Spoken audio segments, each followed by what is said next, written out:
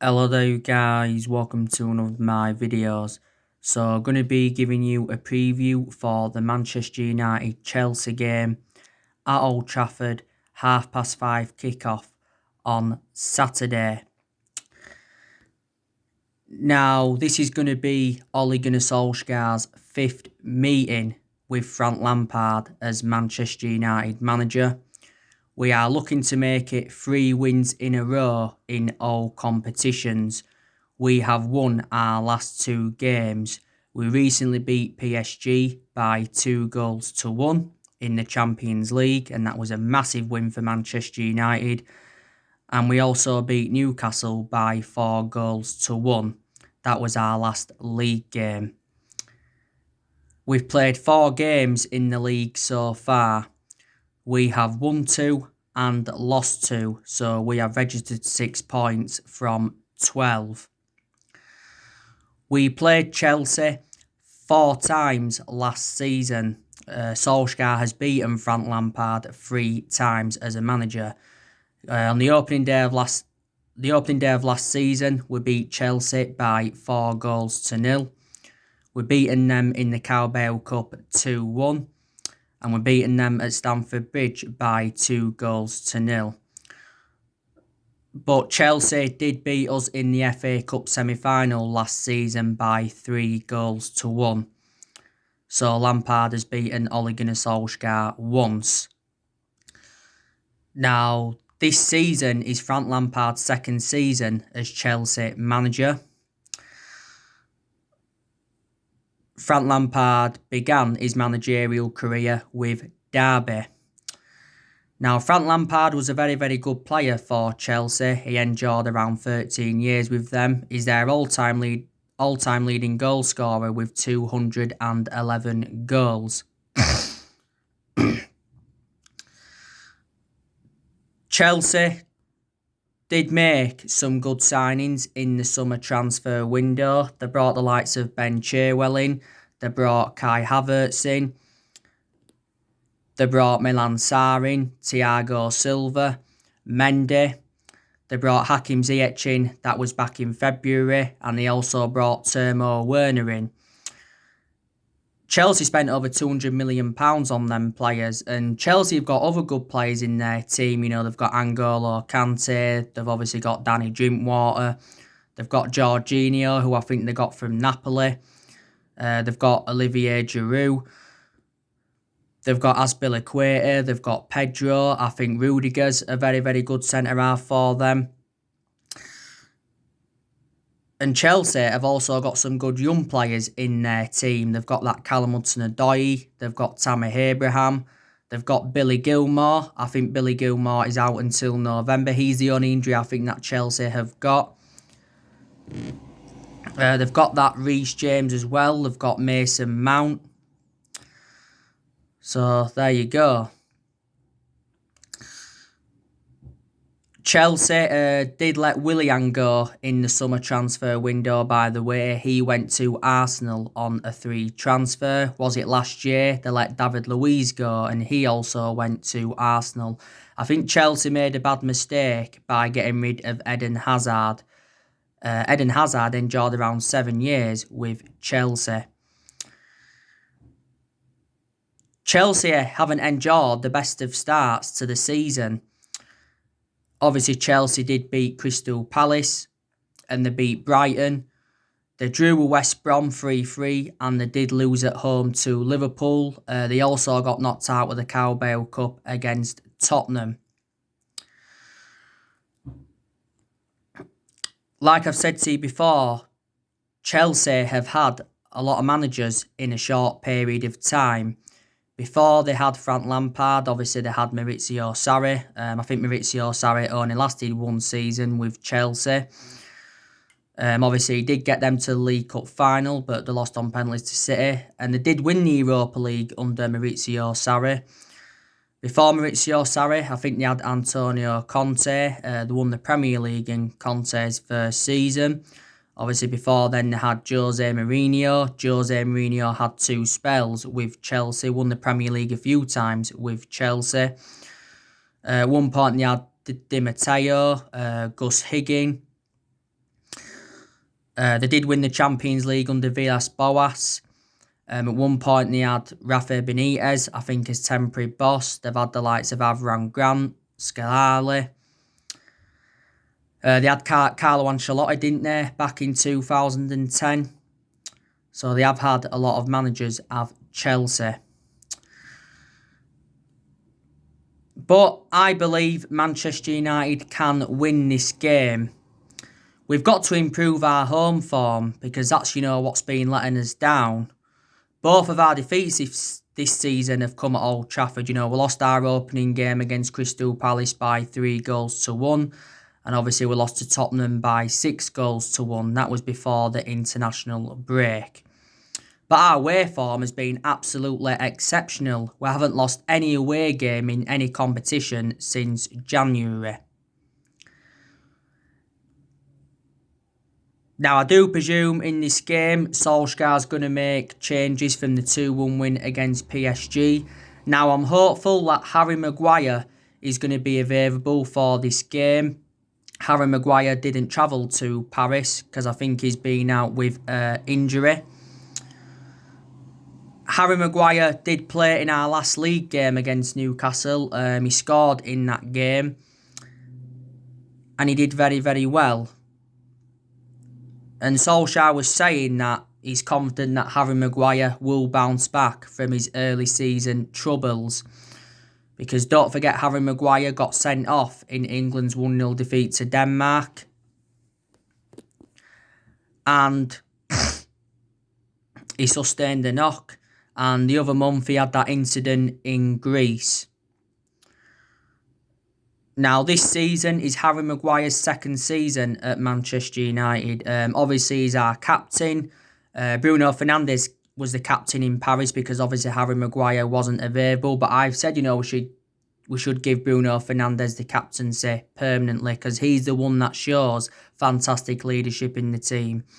As it stands at the moment, Harry Maguire is the most expensive centre-half in the world because we got him in a deal worth £80 million from Leicester. Now, I'm also hopeful that Mason Greenwood will be available. Mason Greenwood has missed our last 2 games. He didn't travel to Paris. Solskjaer said he's had a niggle. But it turns out that Ole Gunnar Solskjaer recently warned Mason Greenwood over his poor timekeeping. And he's been told his discipline must improve. Mason Greenwood had a few issues before the start of this season. Mason Greenwood broke into our first team last season. So this is his second season in the senior squad. Mason Greenwood is our number 11. He's the 4th Manchester United player to wear the number 11 shirt. I'm also hopeful that Edison Cavani will be available. Hopefully he can make his debut for the football club on Saturday. Now, Edison Cavani didn't travel to Paris. It was a shame that he couldn't play against his former club, wasn't it? And obviously couldn't play against Newcastle due to COVID-19 restrictions. Now, we got Edison Cavani on a free transfer on deadline day. Cavani signed a 2-year contract with the football club worth around 220 grand a week. And obviously we give him the number 7. I think Edison Cavani will be the next Zlatan Ibrahimovic.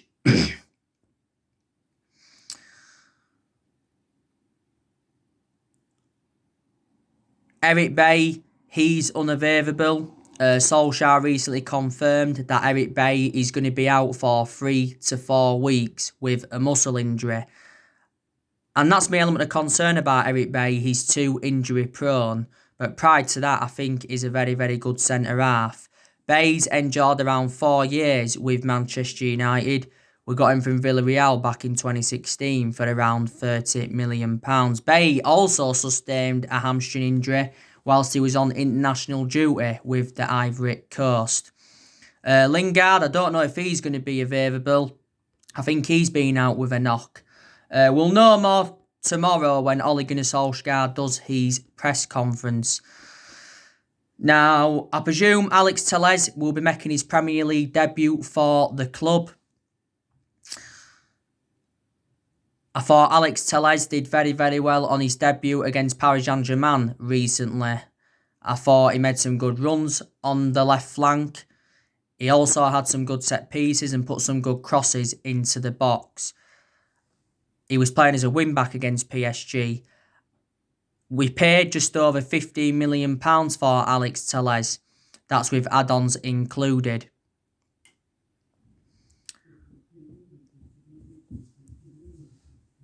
And he signed a 4-year contract with the football club with an option of a further year.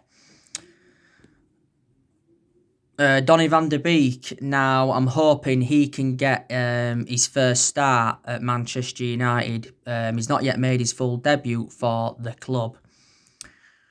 I think Donny van de Beek has enjoyed a fantastic start to his Manchester United career. We got Donny van de Beek from Ajax, was it, for around £40 million. Donny van de Beek signed a 5-year contract with the club with an option of a further year, and he currently wears that number 34 shirt. Solskjaer said he'll start in the coming weeks and he'll get his chances. I think Solskjaer's thinking about where to put him, because I think he can play in 3 different roles. But for me, I'd put him as a box-to-box midfielder because that's his predominant position. Now, I also think that Axel Tuanzebe deserves another chance. He should be playing in this game against Chelsea. He played in the game against PSG recently. That was his first start in 10 months. He was exceptional, the way that he kept Mbappe and Neymar quiet. And Solskjaer has said that Axel Tuanzebe can lead Manchester United's defence and could be our future captain. But he was out with injury for a while. I expect Wan-Bissaka to keep his place in the team. Wan-Bissaka's done very, very well in his last 2 games. Did well against PSG. Made some very, very good tackles. Showed some good attacking intent and defensively very, very good. He's defensively always been good anyway. And he was also good in the Newcastle game. He scored his first goal for Manchester United in the Newcastle game, and that game against Newcastle was his 50th appearance for the club. Luke Shaw, he could be involved. Luke Shaw did play against PSG. He was playing as a left centre-half. Probably looks more effective in that left centre-half position, to be honest with you. My only element of concern about Luke Shaw is that he is injury prone. But I still think he's done well under the Solskjaer era. Towards the end of last season, had an ankle injury. And at the first part of last season, had an injury. We got Luke Shaw from Southampton back in 2014 for £30 million. David De Gea, he will probably remain in goal. You saw one of my recent videos I did. I think De Gea's now got his form back. He made some very, very good saves in the game against PSG to deny Angel Di Maria, Kurzawa and Kylian Mbappe. And he also made some good saves in the Newcastle game. You know, I said he's going to remain our number 1 this season. David De Gea has been a long servant at Manchester United. You know, this season is his 10th season at the football club. De Gea has made over 400 appearances for Man United in all competitions. 300 odd of those appearances have come in the Premier League. He has won everything domestically at the football club, and he has won individual awards, reflecting on his good run of performances. But I've been critical of him because in the last couple of years he has been a liability, reflecting on the calamitous mistakes he's made. We paid around, £19 million for De Gea from Atletico Madrid back in 2011. And I say when De Gea does leave Manchester United, he will go back to Spain. That's what I think. Paul Pogba, he should be starting this game against Chelsea. Paul Pogba hasn't started our last 2 games, but he has come on as a substitute. Paul Pogba did get the assist for Marcus Rashford's winner against PSG when he came on. He also came on in the Newcastle game. Like I said to you, Paul Pogba hasn't enjoyed the best of starts to this season. And Paul Pogba's recently revealed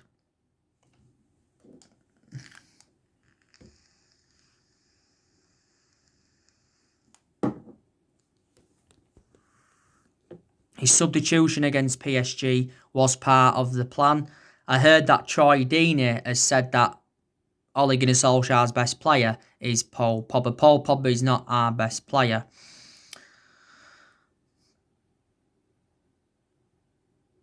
I'm expecting Paul Pogba to leave the football club next summer. We can obviously now cash in for him next summer because we recently triggered that 1-year extension on his contract. And that keeps Paul Pogba under contract at the club until June 2022. And this was recently confirmed by Fabrizio Romano. Now, the other week, Paul Pogba made an admission saying that one day he wants to join Real Madrid. And last year, he was talking a lot about Real Madrid and Zinedine Zidane. And he said that he wanted to leave Manchester United because he was seeking for a new challenge. Mundo Deportivo said not so long ago that Barcelona were interested in him. There's obviously been talks of Paul Pogba going back to Juventus. He endured 4 good years with Juventus. So he's had a long-running transfer saga. The vast majority of his performances at Man United have been totally comparison to his ones at Juventus. He's had a couple of good periods, Pogba. He did well towards the end of last season, and he did well in that 3-month period when Solskjaer was the interim manager. You know, this is his 5th season at the club since he rejoined. As it stands at the moment, Pogba's our most expensive signing because we paid £89 million for him. For the vast majority of last season, didn't really have a perception on him because he was out with that ankle injury. He sustained a few injuries though as a Man United player. Pogba's won 2 trophies at the football club, and that was the Europa League and the League Cup.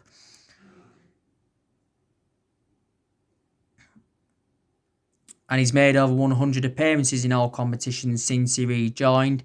Don't forget we had him when he was younger under the Sir Alex Ferguson era, but we had to let him go due to limited appearances. Bruno Fernandes, now I think he should be involved in this game. Bruno Fernandes, like I said to you already, captained the team in Paris.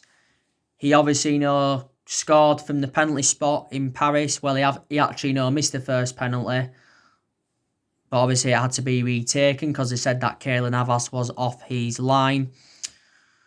You know, Bruno Fernandes has been at Manchester United now for around 9 months. The vast majority of his goals have come from the penalty spot, let's be honest. Bruno Fernandes has won Premier League Player of the Month a few times, reflecting on his good performances. He's won some Matt Busby Player of the Year award as well.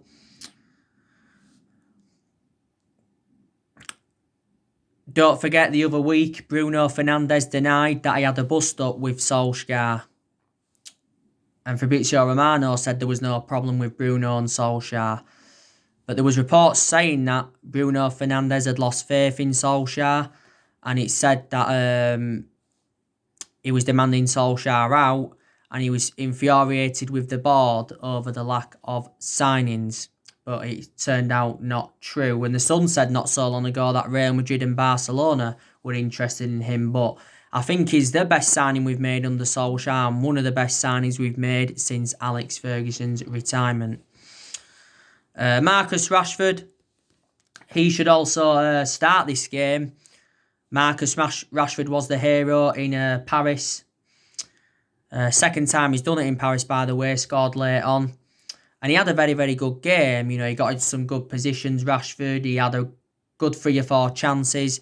And I've already said to you, he has really, really improved under the Ole Gunnar Solskjaer era. Rashford had some bad times at Manchester United, hasn't he? He's been part of the club for several years. Rashford's now, 22?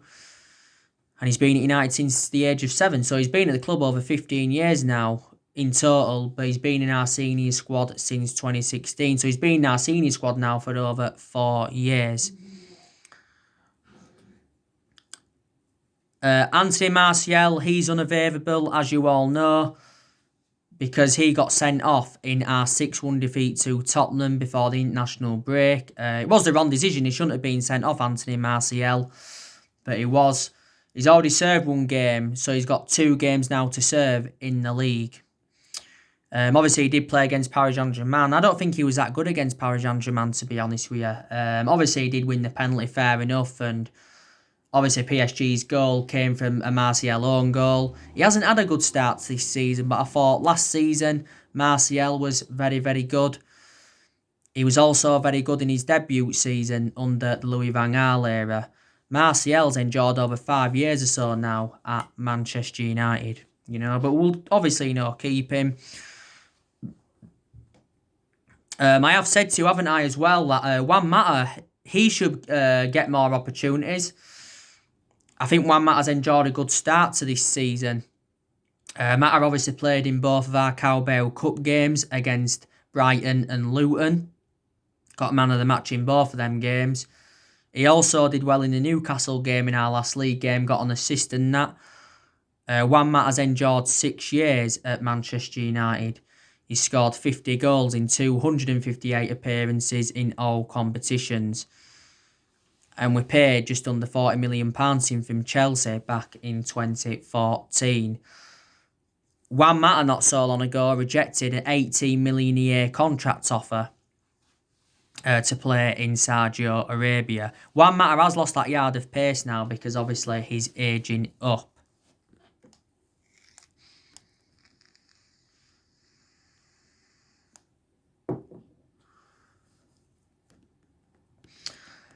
Fred and McTominay, now, they could possibly be involved in the game. I don't think Fred and McTominay will start this game against Chelsea.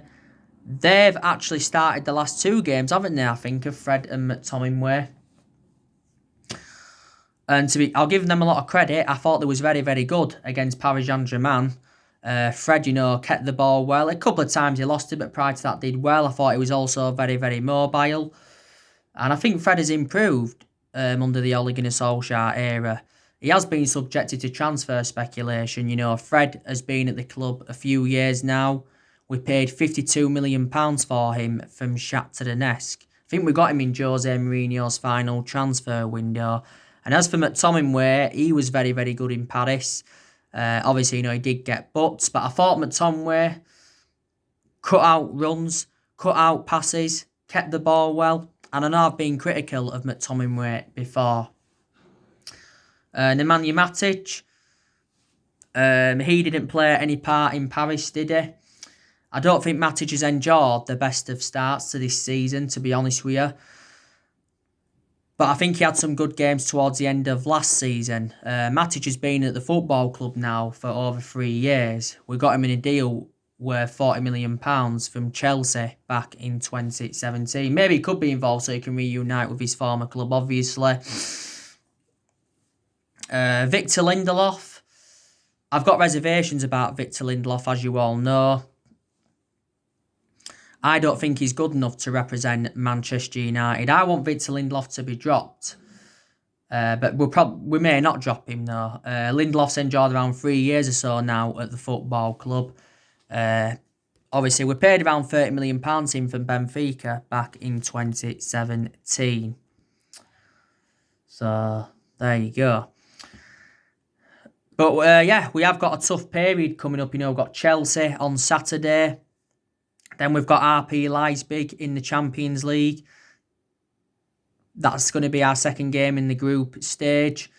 RP Leipzig, our last season's semi-finalists in the Champions League. Then obviously Arsenal, that's our next league game after Chelsea. That's going to be another tough game. And then after Arsenal, I think it's Istanbul Başakşehir. That's the other team we've got in our group. And Everton's also coming up soon. So tough games coming up for Manchester United. But reflecting on them 2 wins recently against PSG and Newcastle, a lot of pressure has eased off Ole Gunnar Solskjaer because before them 2 games, Solskjaer was under serious pressure at the football club. And even Ed Woodward said the other week that he's prepared to sack Solskjaer if things don't improve. Now, Solskjaer has been Manchester United manager now for almost 2 years. We appointed him in December 2018, and he's been permanent Manchester United manager since March 2019. And Solskjaer has got a contract with the football club until 2022. So as it stands now, he's got just under, 2 years left on his current contract.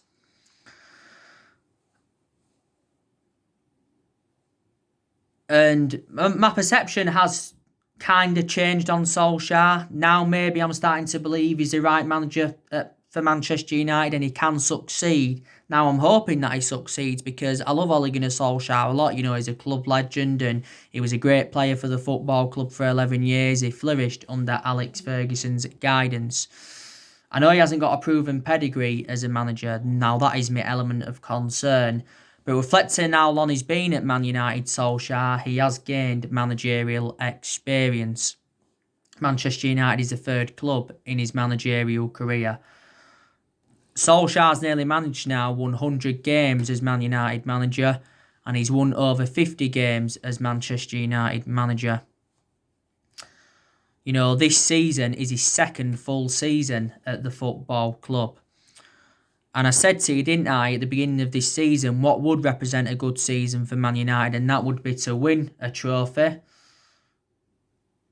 Because of a club of our size, we want to be winning trophies, and obviously we haven't won out yet in terms of silverware under Solskjaer, and we haven't won a trophy for over 3 years. And it'd be also good to finish in the top 4, maybe the top 2 or top 3 if possible. But I was saying to you, wasn't I, you know, before the 2 games against PSG and Newcastle, you know, Solskjaer was in the exact same position as he was in at the first part of last season, because at the first part of last season, we endured our worst start ever to a Premier League season. At that point, Solskjaer was very close to getting sacked by the football club. We know a few weeks ago there was a lot of talks of Mauricio Pochettino coming to Manchester United, and it said we was looking at Massimiliano Allegri as an alternative to him. But we haven't really got the structure to keep sacking managers.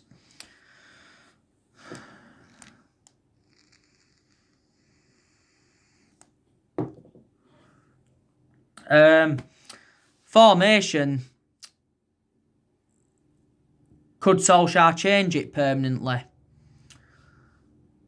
Obviously, since he got appointed in as Manchester United manager, he has gone with that 4-2-3-1 formation a lot. But for me, it doesn't really seem to suit our standards. You know, a few times he's gone with that 4-3-3 formation.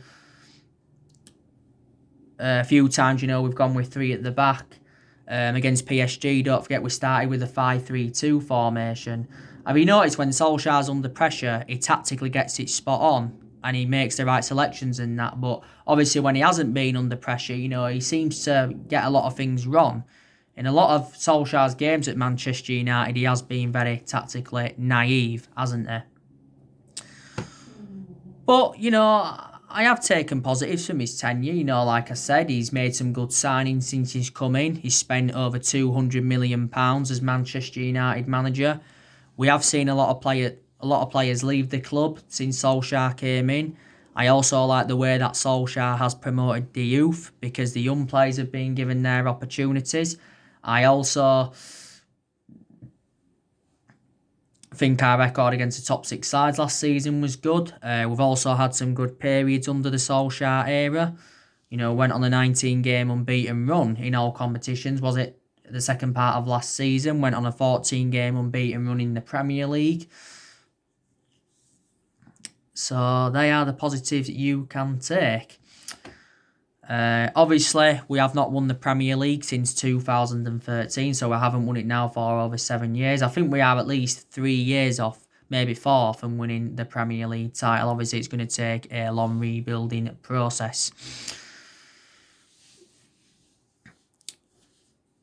Like I updated you yesterday, I think I mentioned it now that Ed Woodward is backing Ole Gunnar Solskjaer after the lengthy statement he's put out. In the summer transfer window, Solskjaer wasn't backed enough because we missed out on all of Ole Gunnar Solskjaer's priority targets, and we missed out on a lot of targets in that summer transfer window. I think all the managers that we've had since Ferguson retired haven't been backed enough. But yeah, last season we lost £70 million in revenue due to the COVID-19 pandemic. Like I updated you yesterday, 20% of our revenue fell. And we've paid the Glazer family around 20 million in dividends, haven't we? So there you go. So anyway, guys, that's everything to update you today. Drop your comments, likes below on the channel. If you do, consider subscribe as always, and take care. God bless. See you all again very, very soon.